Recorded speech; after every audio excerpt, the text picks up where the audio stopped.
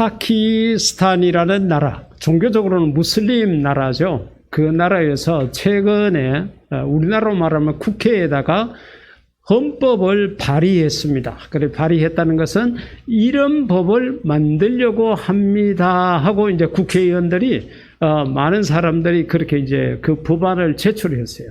그 제출한 내용이 뭔가 하면은 남녀 18세가 돼가지고 결혼하지 않게 되면은 이걸 법적으로 제재를 하겠다. 그래 그 제재하는 방법 중에 하나가 뭔가 하면은 부모에게 벌금을 매년 매기겠다는 거죠.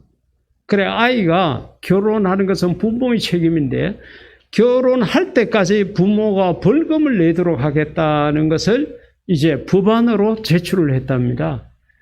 그러니까 전 세계가 지금 이 결혼 문제, 자녀 출산 문제 때문에 예를 먹고 있습니다. 중국이 14억이 넘는 인구가 있다고 얼마 전에 발표가 나왔는데 그렇게 인구가 많은 중국에도 지금 이제 잘 먹고 잘 살게 되니까 아이를 낳지 않으려고 해요. 그렇게 해서 중국에서 출산 정책을 지금 이제 펴기를 시작을 했습니다. 그래 결혼을 안 하려고 그러고 출산을 안 하려고 하는 이런 문제에 대해 가지고 각 나라별로 여러 가지로 대처하고 있다는 거죠. 오늘 우리가 가정의 달 마지막 주일을 생각을 하면서 하나님께서는 가정 문제를 어떻게 해결하셨을까? 파키스탄은 결혼하는 문제를 법제화시켜서 부모로 하여금 벌금을 내게 하는 그런 방법으로 하려고 그랬는데 하나님은 우리 가정에 어떤 문제가 있었을 때 하나님께서 그 문제를 어떻게 해결했는가 하는 것을 한번 살펴보고자 하는 것입니다. 제일 먼저는 우리는 사무엘상 1장 6, 8절 말씀을 통해서 배우자 문제입니다. 남편과 아내가 살고 있는데 여기에 문제가 생겼어요. 이 문제는 우리가 잘 아는 대로 사무엘상 1장에 나타난 대로 버린 나이 원래 그래 한 남편의 본처가 아이를 낳지를 못했습니다. 그래서 후처를 데려다가 아들을 낳게 했습니다. 근데 이제 문제가 생긴 거죠. 어떤 문제가 생겼는가 하면은 아들을 낳아준 후처가 본처를 자꾸 괴롭히는 거예요. 그러니까 이 본처는 자기의 괴로운 마음을 남편에게 이야기를 합니다. 그러니까 이 부부 사이에 사랑하는 마음은 있지만은 아내가 힘든 마음, 불편한 마음, 이런 마음을 갖고 자꾸 그 모든 감정을 갖다가 남편에게 쏟아내기나 아니면은 그것을 갖다가 다른 그 첩하고 같이 싸우게 되니까 남편으로서는 할 짓이 아닐 거예요. 이러도 못하고 저러도 못하는 그런 어려운 문제가 있었습니다. 우리가 결혼해서 세상을 살아가다 보면은 반드시 배우자에 대한 문제가 있습니다. 살아있는 동안에는 문제 없는 가정이 없습니다. 근데 그 문제가 생겼을 때 제일 먼저는 두 사람이 서로 이야기하고 소통해가 그 문제를 듣고 해결하고 지나가는 경우가 대부분입니다. 이게 가장 바람직한 방법이고 이게 가장 좋은 방법입니다. 두 번째로 두 사람이 해가지고 안 돼요. 그러면 어떻게 하느냐? 남의 도움을 받는 것입니다. 자기가 알고 있는 주변에 있는 이런 사람 저런 사람에게 도움을 받습니다. 때로는 그렇게 되지 않게 되면은 마지막으로는 법적인 도움을 받습니다. 그렇게 해서 변호사를 선임한다든지 아니면은 재판부에다가 호소를 해가지고 이것이 우리 둘 간의 문제로 해결이 되지 않으니까 제3자인 법이 개입을 해서 이 문제를 해결해 주십시오 해가지고 이렇게 이제 배우자 문제를 해결해 나가는 것이 일반적입니다. 가장 어리석은 사람이 어떤 문제가 생겼는데도 거기에 대해서 입만 다물고 마음속으로만 괴로워하는 사람입니다. 이런 사람은 결국 화병에 걸려가지고 자기 자신이 먼저 죽게 돼요. 그러니까 내가 어렵고 힘든 문제가 있을 때에 이 사무엘상 1장에 나타나 있던 한나처럼 하나님 앞에라도 그 마음을 토로하고 하나님 앞에 진짜 기도하는 거죠. 하나님, 내가 이래서 도저히 못 살겠습니다. 이래서 내가 마음이 너무 괴롭습니다. 하나님, 나를 도와주십시오. 하나님께서 내게 아들을 주신다 그러면 내가 그를 하나님 앞에 드리겠습니다. 하여튼 어떤 모양으로든지 내 마음의 불편함을 쏟아내야 합니다. 그렇게 하지 않으면 좋지만은 남편에게라도 그 마음을 쏟아내는 게 바람직합니다. 그러지 않고 이 괴롭고 힘든 것을 가슴에만 묻고 내 혼자서 고민하는 것은 어리석은 일인 것입니다. 그렇기 때문에 우리가 세상을 살아가다가 어려운 문제, 특히 남편하고 아내하고 이런 배우자 간의 문제가 있을 때에 이것을 가져다가 상대방에 내가 이렇게 해서 불편하다. 남편님, 아내님, 이것 때문에 내가 힘들어요, 괴로워요. 이건 내가 어떻게 할 수가 없어요. 자기 자신의 심정을 토로하는 것은 중요합니다. 그러면은 그렇게 자기 자신이 괴롭고 힘든 문제를 토로하되 단 자기 방식대로 그것을 해결하기를 바라면 안 돼요. 왜 그런가 하면은 사람이라는 것은 각자의 성향이 다 다릅니다. 성장 과정이 다르고 배움의 정도가 다르고 신앙의 성숙도가 다르기 때문에 한 가지 문제를 두고도 서로 보는 시각차가 있습니다. 그걸 이해해 줘야 돼요. 그러지 못하고 오로지 내가 원하는 대로만 해결돼야 된다 이렇게 생각을 하게 되면은 같이 살 수 없어요. 그럼 혼자 살아야 됩니다. 그렇기 때문에 내 심정을 토로하는 것으로 끝 이렇게 하고 단 내가 그 상대방이 되었을 때는 내 남편의 어려움, 내 아내의 힘듦을 듣고 내가 해줄 수 있는 데까지 최대한 노력하는 것이 필요합니다. 듣기만 듣고 아무것도 안 하고 열중시어해 있는 것은 그건 부부가 아닙니다. 조금이라도 노력하고 내가 할 수 없는 부분은 같이 기도하고 하는 것이 가장 바람직한 것입니다. 그렇기 때문에 남편님이 여러분 마음대로 안 되고 아내님이 여러분 뜻대로 안 되더라도 실망하거나 좌절하지 말고 서로 많이 소통하고 하나님 앞에 기도할 수 있기를 주의 이름으로 부탁을 드립니다. 한나가 그렇게 마음이 괴롭고 힘들어하고 그것 때문에 남편에게 하나님에게 막 그렇게 호소하고 하니까 하나님께서 이 문제를 어떻게 해결해 주셨느냐? 아들을 주신 거죠. 그래서 사무엘상 1장 20절 가운데 보면은 한나가 임신하고 할렐루야. 임신하신 여러분들은 임신의 기쁨을 아시죠? 얼마나 마음이 기뻤을까요? 특히 한나는 아이를 낳지 못한다는 것 때문에 마음이 괴롭고 그것 때문에 구박을 당하고 멸시를 당하고 천박함을 당하고 마음에 좋은 것을 좋은 것으로 느끼지 못하고 그렇게 살아갔는데 어느 날 보니까 임신이 된 거예요. 몸에 태기가 느껴지게 된 거예요. 그때 이 한나가 얼마나 기뻐했을 거예요. 그런데 아들인지 딸인지 전혀 몰랐죠.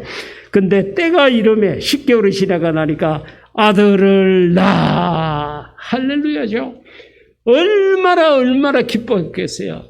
아마 산후조리를 안 해도 몸이 건강했을 만큼 기분이 좋고 정말 마음이 기뻤을 것 같아요. 그 아들을 낳아 사무엘이라 이름하였으니 이는 내가 여호와께 그를 구하였다. 여기서 중요한 단어가 내가 그를 하는 단어입니다. 여러분, 우리가 기도를 상대방에게 많이 부탁을 하잖아요. 제가 새벽에 기도할 때 그럽니다. 하나님, 저에게 기도 부탁한 사람의 모든 기도 제목을 오늘 이 새벽에도 기억해 주십시오. 이런 식으로 한꺼번에 묶어가지고 기도를 드릴 때가 많이 있거든요. 왜? 제가 일일이 그것을 다 알지를 못하고 또 이 사람이 기도만 부탁해 놓고 어떻게 기도 응답 받았다든지 마무리되었다 이야기를 안 해요. 예, 여러분들이 어떤 기도를 부탁하면은 끝이면 끝났다고 이야기를 좀 하십시오. 그래야 이제 그 기도 제목을 거둬들이는데 부탁만 하고 마무리됐다는 이야기를 안 해요. 그래서 하나님 오늘 또 저에게 기도 부탁하라는 모든 사람의 기도 제목을 기억해 주세요 하고 그렇게 하는데 중요한 것은 이 한나처럼 내가 기도하는 게 중요해요. 남에게 기도를 부탁만 해놓고 내가 기도하지 않는 것은 큰 의미가 없습니다. 우리가 짐작할 수 있을 건데 한나가 그렇게 잉태하지 못하니까 자기 친정 식구들에게 자기 주변에 있는 사람들이 얼마나 기도 부탁을 많이 했을까요? 그만큼 마음이 괴롭고 힘든 시간들을 보냈는데 그 주변에 있는 사람들에게 나를 위해서 기도해달라고 부탁을 많이 하지 않았겠어요? 그렇지만은 자기 자신이 하나님 앞에 기도하는 것을 게을리하지 않았습니다. 내가 여호와께 그를 구했다는 거죠. 내 필요한 것을. 한나에게는 아들이 필요해서 한나를 구했습니다. 여러분에게는 무엇이 필요합니까 지금? 그 필요한 것이 없어서 고민만 하고 있습니까? 그 필요한 것이 채워지지 않아가지고 이거 어떻게 하나 걱정만 하고 있습니까? 그렇게 하시지 말고 여호와께 그를 구하는 자가 되기를 주의 이름으로 부탁드립니다. 내가 그를 구하니까 하나님께서 그 기도를 들어주시고 그에게 아들을 주셨다는 거죠. 아들을 주고 나니까 이 배우자 문제가 딱 해결이 되었습니다. 아이를 낳지 못하는 본처의 위치에서 마음에 괴롭고 힘든 것이 해결이 되었고 남편 입장에서도 이제는 본처를 통해 가지고 딸이 아니라 그것도 아들을 얻었으니까 모든 걱정 근심이 다 해소되었던 것입니다. 사랑하는 성도 여러분, 우리가 배우자 문제가 있을 때에 하나님께서 그 문제의 가장 핵심적인 것을 해결해 주심으로 말미암아 그 문제를 해결해 주셨는데 그 해결의 중심에는 그 문제의 열쇠는 바로 하나님 앞에 기도하는 데 있었다는 것을 기억을 하시고 배우자 간에 어렵고 힘든 문제가 있으면 반드시 그 문제를 두고 기도하는 자가 되기를 주의 이름으로 부탁드립니다. 두 번째로는 우리가 세상을 살아가면서 누구나 겪게 되는 자녀 문제입니다. 사무엘상 2장 12절 가운데 보면은 엘리의 아들들은 오늘 우리 최보영 집사가 읽었던 성경 본문 가운데 엘리 제사장의 두 아들의 이야기가 나옵니다. 망나니 짓을 했습니다. 사람 앞에 잘못한 것은 두말할 것도 없고 심지어는 오늘 본문의 마지막 절에 있는 것처럼 하나님을 멸시하는 행위를 했어요. 하나님이 정말로 싫어하는 일, 도저히 건드리지 말아야 될 그것을, 그 문제를 이 아들들이 건드렸습니다. 2장 12절에서는 한마디로 엘리의 아들들은 행실이 나빠. 여러분, 사람이 세상을 살아가면서 이런저런 모양의 일들을 할 수 있고 그런데 행실이 나쁘다는 것은 생각이 나쁘고 그 결과로 행실까지 나빠지게 되었다는 거죠. 그렇기 때문에 우리 예수 믿는 사람들은 우리의 행실을 바르게 하는 게 중요합니다. 복음성가 가사 가운데 있는 것처럼 낮의 해처럼 밤의 달처럼 우리 그렇게 살아야 돼요. 나를 따르라, 나를 본받아라 이렇게 말할 수 있을 만큼 우리가 말과 행실을 바르게 하고 살아야 됩니다. 물론 100% 그렇게 하고 날 좋게만 그렇게는 할 수 없겠지만은 전체적으로 봤을 때 그 사람 행실이 바른 사람이다. 이렇게 평가를 들을 수 있도록 그렇게 살아야 됩니다. 근데 이 두 아들은 아버지가 목사예요. 아버지가 제사장이에요. 모든 사람들의 눈이 저 제사장 가족들은 어떻게 살아? 그들이 하는 대로 백성들이 본받고자 하는데 그 아들들의 행실이 나빴다는 거죠. 그러니까 이게 참 큰 문제입니다. 자식은 마음대로 안 되는 것 가운데 하나죠. 아무리 내가 자식을 잘 키우고 싶고 자식에게 바르게 해주고 싶어도 그게 절대로 부모의 마음대로 안 됩니다. 각자 자기의 갈 길로 가요. 그렇기 때문에 자식이 문제 때문에 마음고생하지 않고 이 세상을 살아가는 사람은 거의 없습니다. 행실이 나빠. 여호와를 알지 못하더라. 하나님을 모른대요. 이게 더 큰 문제죠. 세상의 모든 것을 모른다고 하더라도 하나님은 알아야 됐습니다. 왜? 제사장 가문이잖아요. 아버지가 제사장이잖아요. 시간이 흐르고 때가 흐르면 아버지의 대를 이어서 이 아들들이 그 제사장직을 수행을 해야 되는 그러한 자리에 있었는데 하나님을 알지 못했다는 거예요. 가장 중요한 것을 알지 못했다는 겁니다. 여러분, 우리 자녀들에게 세상 학문을 가르치기 위해서 학원에는 돈을 주고 보내고 그렇게 하잖아요. 그런데 하나님을 알도록 하는 일에는 우리가 돈을 주지 않고 그냥 교회를 보내라 해도 잘 보내지 않아요. 이런 안타까움이 우리 속에 있습니다. 물론 가라 그래도 자식이 말을 안 듣는 경우가 참 많이 있죠. 그러나 부모로서는 최선을 다해야 합니다. 17절 가운데 보면은 이 여호와를 알지 못하는 결과에 이 소년들의 죄가 여호와 앞에 심히 컸다. 하나님께서 웬만하면 용서해 주시고 이해해 주시고 덮어줄 것인데 하나님이 보시기에 이놈들이 죄가 있는데 그 죄가 어느 정도냐? 심히 컸다. 심히 컸다는 거예요. 보통 죄가 아니었다는 거예요. 그래가지고 여호와의 제사를 멸시했다. 하나님 앞에 드리는 고기를 가져다가 자기들이 삼지창 아시죠? 새창살로 발이 세 개가 되어 있는 그걸 갖고 찔러가지고 하나님 앞에 드리기도 전에 저거들이 먼저 그것을 챙겨 먹는 이런 망나니 짓을 했습니다. 그래서 여호와의 제사를 멸시했다. 다시 요즘 말로 말하면 예배를 무시했다는 이야기죠. 저는 예배 순서를 이렇게 이제 지금 매월 마지막 주가 되면은 다음 달 예배 담당자를 이렇게 정하잖아요. 그렇게 하면서 마음속에 지난번에 뭐 성경 봉독이라든지 기도라든지 뭐든지 하던 순서를 맡겼는데 성실하게 그것을 행하지 않았다. 이런 생각이 들면은 2번 이상 그것을 제대로 지키지 않았다고 생각하면은 이 사람은 하나님을 멸시한 사람이라고 생각하고 제가 다음에는 이름을 올리지 않습니다.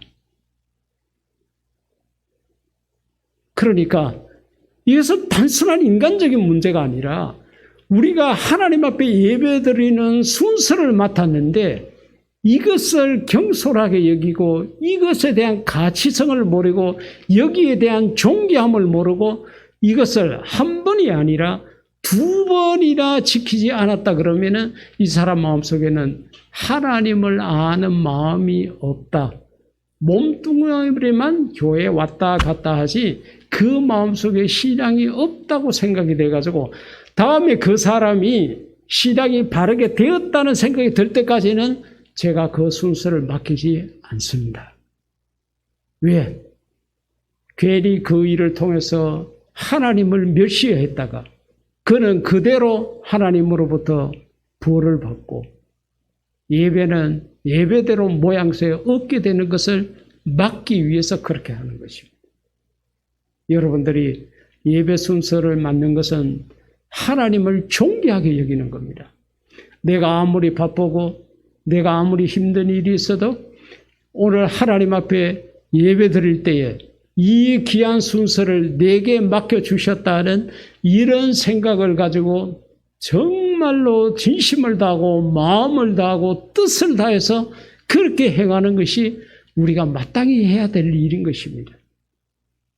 그렇기 때문에 여러분들이 하나님을 멸시하는 일이 없이 하나님을 존귀하게 여기고 하나님을 사랑하는 마음으로 하나님 앞에서 행해야 되는 모든 일을 성실하게 행해서 오늘 주보의 광고에 나간 것처럼 하늘 상급을 많이 쌓을 수 있는 그런 저와 여러분이 될 수 있기를 주의 이름으로 축복합니다.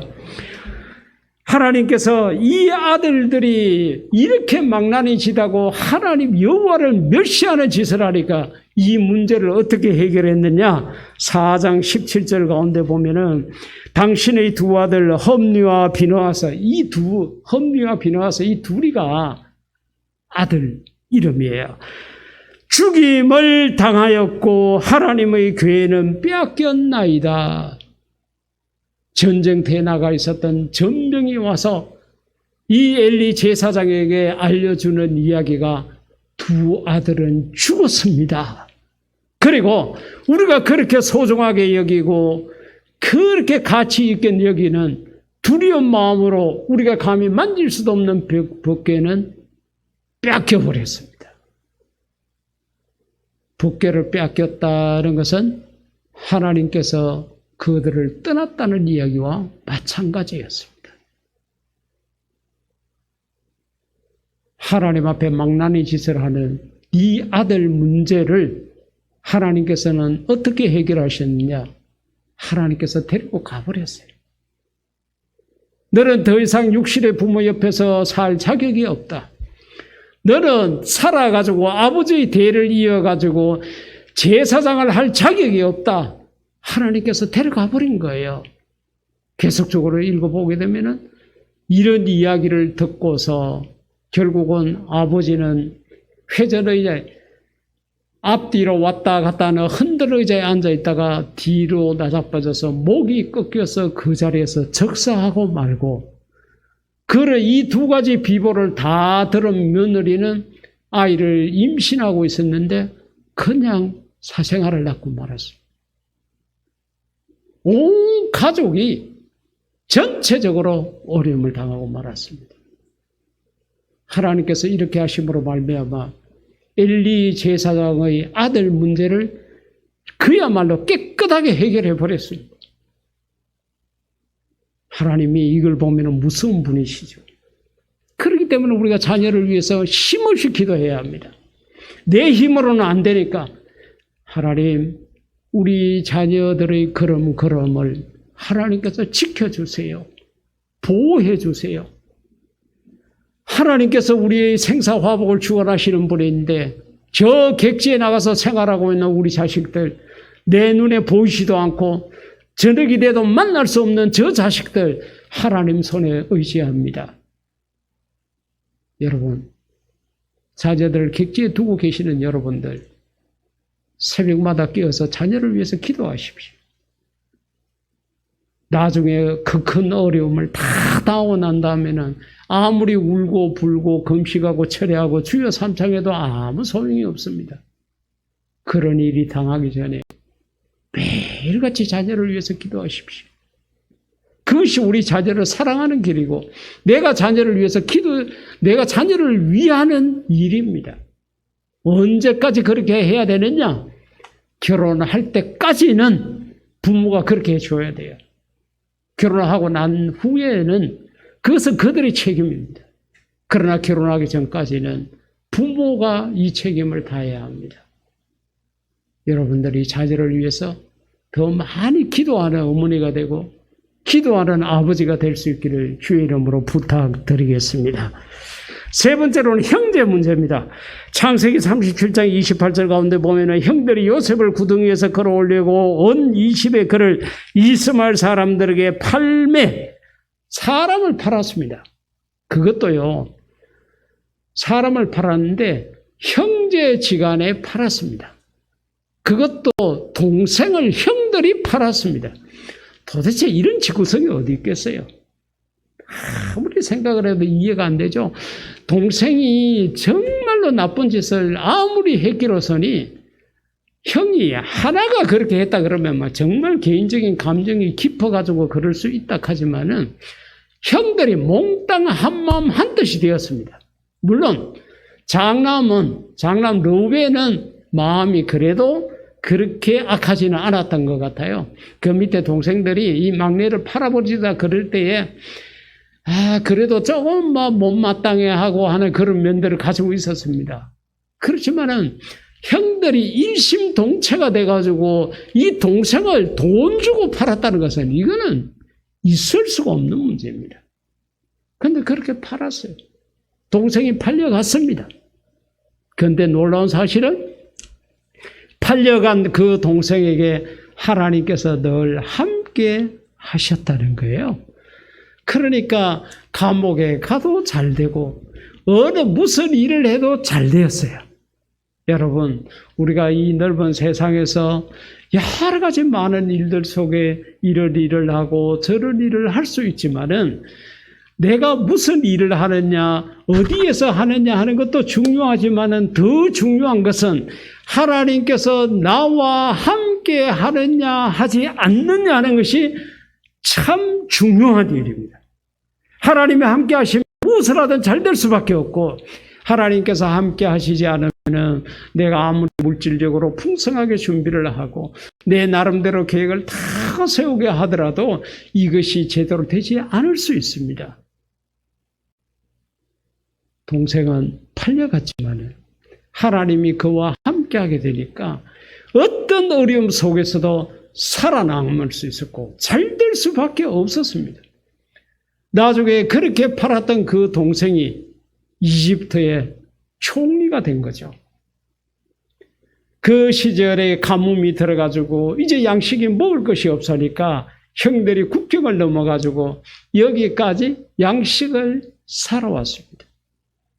근데 그 형들은 동생이 그 나라의 총리가 되리라고는 상상을 할 수 없었던 거죠. 감히 얼굴을 마주치지 못하고 눈을 마주치지 못하고 그랬지만은 동생은 형들을 다 알아봤습니다. 큰형도 있고 정말로 자기 자신이 사랑했던 그 형제들이 다 있는 거예요. 여러 가지 절차를 다 밟게 되고 여러 가지 절차를 밟아서 마침내 총리인 자기 자신이 자기의 신분을 형들 앞에 밝힙니다. 그 내용들이 45장 4, 5절 가운데 있는데 요셉이 형들에게 이르되 내게 가까이 오소서. 그들이 가까이 가니 이르되 나는 당신들의 아우 요셉이니. 나는 당신들의 동생입니다. 나는 형들의 동생입니다. 형들이 나를 팔았잖아요. 형들이 팔았던 요셉입니다. 바로 내가 지금 이 애굽의 총리가 되어 있습니다. 아우 요셉이니 당신을 애굽에 판 자라. 평생 잊을 수 없죠. 형들에게 팔려갔던 것을 잊을 수가 없습니다. 그때 이 팔려가는 그 마음, 그 심정 어떠했겠습니까? 정말로 분한 마음이 있고 억울한 마음이 있고 내가 살아나기만 해봐라. 내 형들을 가만두겠는가? 이런 마음이 있지 않았겠어요? 근데 자기가 지금은 권력의 자리에 앉았습니다. 보통 나라의 총리가 아니에요. 당시에 세계 강국의 총리가 되어 있습니다. 말 한마디면 그 형들을 다 죽일 수 있는 그런 권한을 가졌습니다. 그런데 하나님께서 이 요셉에게 어떤 마음을 주셨는지 보십시오. 5절 가운데 보면은 당신들이 나를 이곳에 팔았다고 해서 근심하지 마소서. 근심할 수밖에 없죠. 지금 아마 내가 당신의 아우 요셉입니다. 이 소리를 듣는 순간에 형들의 마음속에는 충격이 왔겠죠. 첫째는 자기 동생이 살았다는 데 대한 충격이었을 거고 두 번째는 이제는 우리 죽었다. 왜? 우리가 팔았으니까. 충격을 받았을 것입니다. 그런데 하나님께서 요셉에게 주신 마음은 하나님이 생명을 구원하시려고 나를 당신들보다 먼저 보내셨나이다. 이건 사람의 마음이 아니에요. 이거는 하나님께서 주신 마음이 아니면은 이런 마음 가질 수가 없습니다. 그렇게 해서 복수의 피를 부를 수 있는 그 자리가 사랑과 화해와 용서와 눈물의 자리가 되었던 것입니다. 하나님께서 요셉에게 그런 마음을 주셔서 이 형제들 간이 서로 하나가 되게 하고 나중에는 아버지까지 만나게 되는 큰 기쁨을 누리게 했습니다. 우리가 한 배에서 낳는 형제지만은 형제 같지 않게 살아가는 경우가 왕왕 있습니다. 특히 돈 문제 때문에, 재산 문제 때문에 이리 얽히고 저리 얽히는 그런 많은 일들 속에서 우리가 형제가 아닌 것처럼 등지고 사는 경우가 참 많이 있습니다. 이 문제를 해결해 줄 수 있는 분이 누구냐? 우리의 하나님밖에 없는 줄로 압니다. 하나님, 내 마음에 선한 마음을 주시고 요셉과 같은 마음을 주셔서 원수같이 대하고 정말로 보기 싫어한 그러한 형제라 하더라도 내가 선한 마음으로 대할 수 있게 해달라고 기도할 수 있기를 주의 이름으로 부탁드립니다. 이처럼 하나님께서는 우리의 배우자 문제부터 자녀 문제, 형제 문제, 이런 문제를 하나님이 개입하셔서 다 이렇게 해결해 주셨습니다.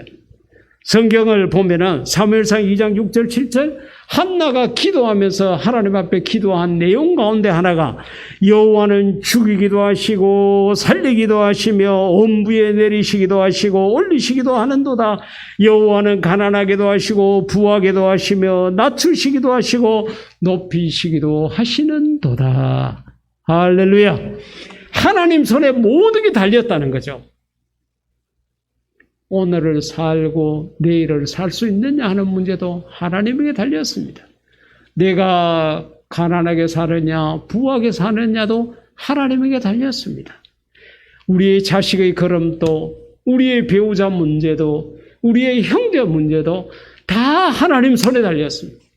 하나님 앞에 기도하시고 하나님 말씀대로 바르게 살아서 우리의 모든 가정들은 하나님 은혜로 말미암아 행복하게 서로 사랑하며 살아가는 그런 역사가 있기를 주의 이름으로 축복합니다.